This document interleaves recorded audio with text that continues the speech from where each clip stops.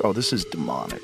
This is clearly demonic. People send it to me and I go, okay, because I'm for the most part off social media. And if we found 6 men that they were hiding in 2 hours, imagine how many men they are covering up for in those 3 million files. Jeffrey Epstein was texting with congressional delegate Stacey Plaskett while she was sitting in a congressional hearing with President Trump's former lawyer Michael Cohen in 2019. A meeting or back-channel communications with President Vladimir Putin, at times suggesting he had hundreds of names, heavily redacted documents, and a private island tied to one of the most disturbing scandals in modern history. The latest files connected to Jeffrey Epstein have sparked fresh debate after thousands of pages of records were released. During a discussion on his podcast, Joe Rogan questioned why certain names and details were blacked out, raising new questions about what really happened and who might still be protected. Okay. New documents show Justice Department documents mention Russia thousands of times and Vladimir Putin over 1,000 times, reflecting extensive Russia-related communications and contacts in Epstein's network. Emails, travel records indicate, so there's real something to it.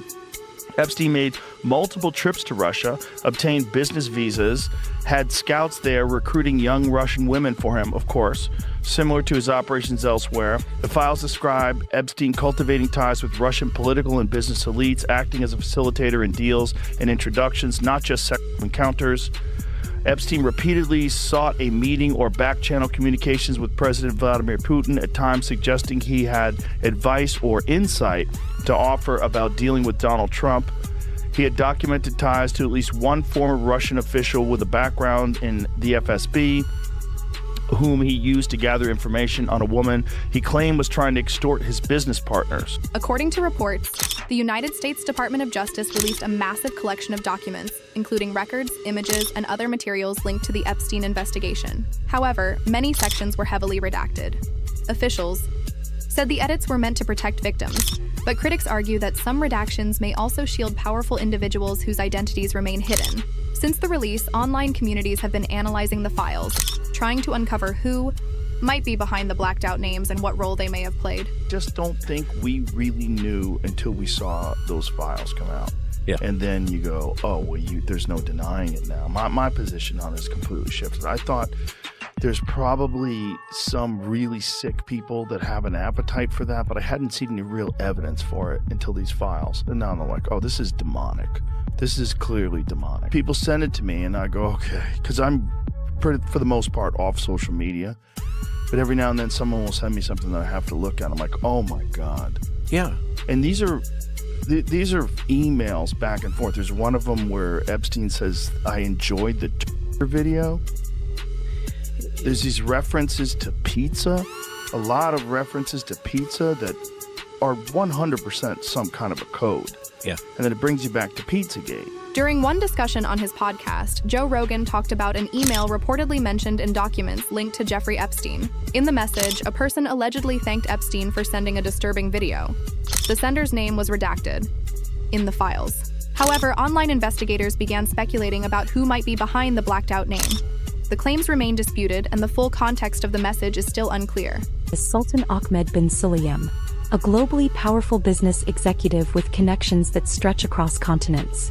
The documents remain disputed. According to commentators reviewing the document release, certain unidentified individuals appear multiple times in records connected to Epstein.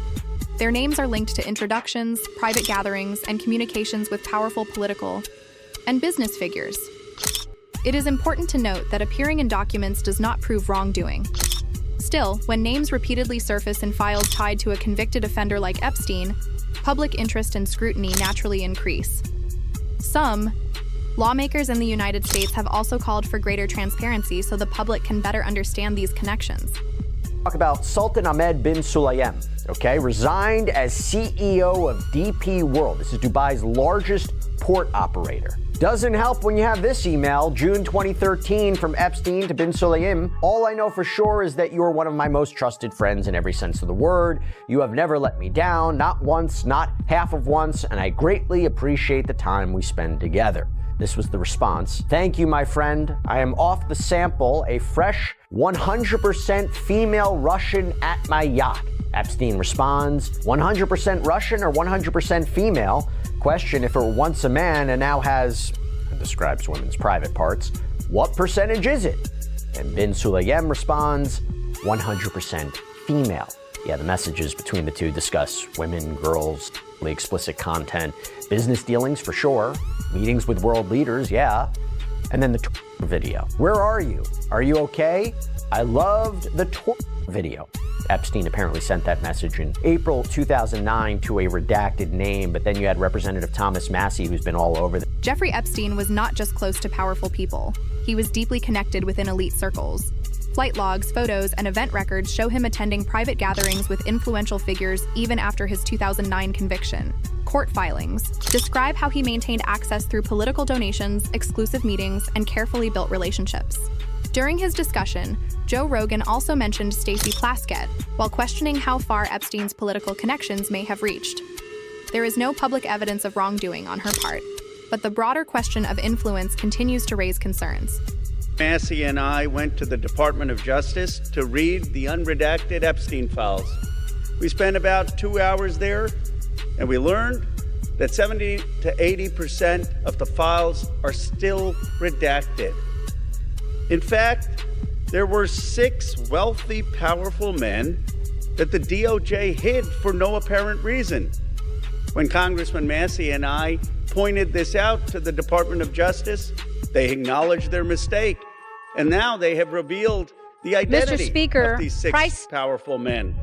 These men are Salvatore Navora, Zorab Mikoladze, Leopig Leonor, Nicola Caputa, Sultan Ahmed bin Sulayem, CEO of Dubai Ports World, and billionaire businessman Leslie Wexner, who was labeled as a co-conspirator by the FBI. Now, my question is, why did it take Thomas Massie and me going to the Justice Department to get these 6 men's identities to become public? And if we found 6 men that they were hiding in 2 hours, imagine how many men they are covering up for in those 3 million. Epstein's connections also extended beyond the United States. Flight logs showed Prince Andrew, Duke of York, traveling on Epstein's plane. One of Epstein's accusers, Virginia Giuffre, alleged she was trafficked by Epstein and Ghislaine Maxwell and forced into encounters with Andrew when she was underage. Prince Andrew has strongly denied the allegations. The case later ended in a civil settlement without an admission of liability. Despite that outcome, the situation kept international. Attention focused on Epstein's global network. It's so tangled. You know, the whole thing is just, I think everybody who looks at it realizes this is a rabbit hole that just goes to the center of the earth. And there's so many people involved in that. Here's the big question that people ask. If there was a Jeffrey Epstein, and it seems like all these things he was involved in, is there a Jeffrey Epstein right now that we don't know about? There's a million of them. A million of them. I mean, this is why I find this. You know, this is not the core of what I focus on, but I find it a really interesting field of study because it helps understand so many other U.S. government institutions and the relationship between government and private business.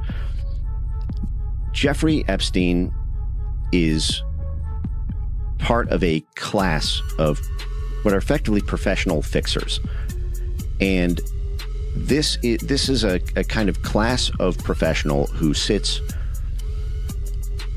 not really within a particular government or private sector institution, but in the kind of sticky layer between them that connects them. Even after Epstein's death in 2019, the controversy surrounding his network continues. Investigators, journalists, and the public are still examining documents, flight logs, and testimonies connected to the case. Many people believe that full transparency has not yet been achieved, and they continue to demand answers about how such a system operated for so long. The debate now centers on accountability and whether the remaining records will ever fully reveal the extent of Epstein's connections